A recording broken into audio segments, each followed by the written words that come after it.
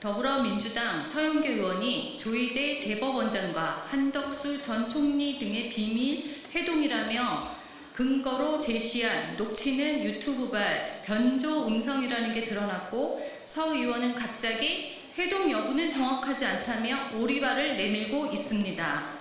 더불어민주당 의원 그 누구도 이를 제대로 확인조차 안 했다는 점입니다. 팩트가 불분명한 찌라시, 가짜뉴스, 괴담을 퍼나르며 국민을 호도하고 면책특권 뒤에 숨어 본인들의 정치적 이득에만 열을 올리는 저열한 DNA는 타고나는 것입니까? 이렇게 음성 변조와 편집에 따른 인위적인 가공물을 들고 와 대한민국 대법원장의 사퇴를 요구하는 것이 금도를 완전히 넘어버린 만행입니다. 가짜 뉴스로 선동하는 게 더불어민주당의 주특기인 점은 모르는 바는 아니나, 이러한 정치적 공작은 고발 대상임은 물론 당장 국조특위를 가동해 진상조사에 나서야 합니다. 특히 확인되지 않은 사실로 대법원장의 명예를 훼손하고 변조 음성에 속아 국회 대정부 질문회까지 나와 국민을 농락한 더불어민주당의 부승찬 의원과 어용 유튜버들에게는 형사 고발로 참교육을 하겠습니다. 이런 상황에서도 더불어민주당은 적반하장입니다. 조희대 대법원장의 반박 입장을 아예 귀담아 듣지 않고 오히려 조 대법원장의 대선 개입설을 부추기며 정청래 대표는 갈등을 증폭시키고 있습니다. 더불어민주당은 과거에도 광우병, 천안함 폭침, 사드 전자파, 후쿠시마 핵 폐수, 청담동 술자리 등 온갖 괴담을 유포하는 데 앞장섰습니다. 모든 게 사실이 아닌 것으로 밝혀져도 누구 하나 사과하거나 처벌받지 않습니다. 이렇게 잘못 들인 습관이 더불어민주당을 찌라시 전문 유포 정당으로 전락시켰지만 정작 본인들은 철면피입니다.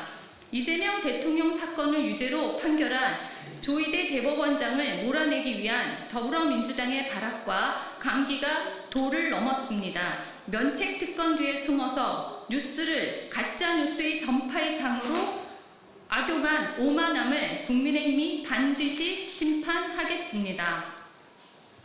해킹 사건에 대해서 말씀드리겠습니다. 최근 SKT와 KT 등 국가기관 통신망에서부터 롯데카드와 같은 금융기업에 이르기까지 전방위적인 해킹 사고가 이어지며 국민들의 불안감이 극에 달하고 있습니다. 소중한 개인정보가 속수무책으로 도난당하고 자기도 모르게 소액 결제가 이루어지는 등 국민의 실질적인 피해가 급증하고 있습니다. 그러나 사이버 안보의 컨트롤타워 역할을 해야 할 이재명 정부는 여전히 제대로 된 대응을 내놓지 못하고 있습니다.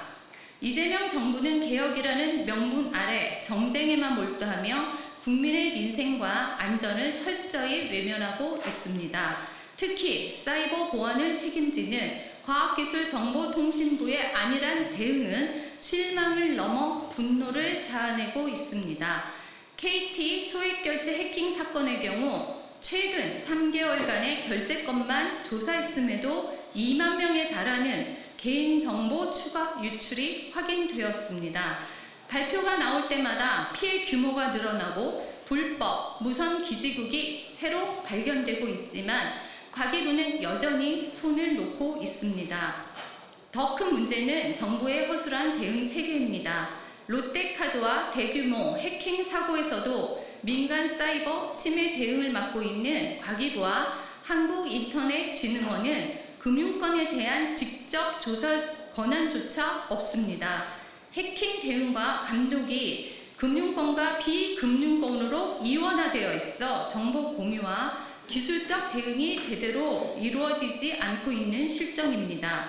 이재명 대통령은 해킹 피해 기업을 향해 징벌적 과징금을 포함한 강력한 대처를 지시하며 기업 규제에만 몰두하고 있습니다. 이에 따라 금융위원회도 기업에 대한 일벌 100개만 강조하고 있습니다.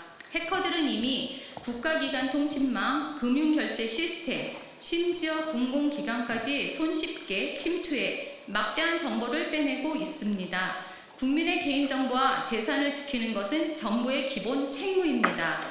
지금이라도 정부는 기업 탓만 할 것이 아니라 국가 차원의 종합적이고 실효적인 대응 체계를 마련해 국민 안전을 지켜야 할 것입니다.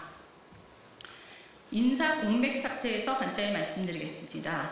경제가 기상인데 이재명 정부는 기획재정부 차관보, 국제경제관리관, 예산실장 등 7명의 1급 고위 공직자로부터 일괄 사표를 받았습니다.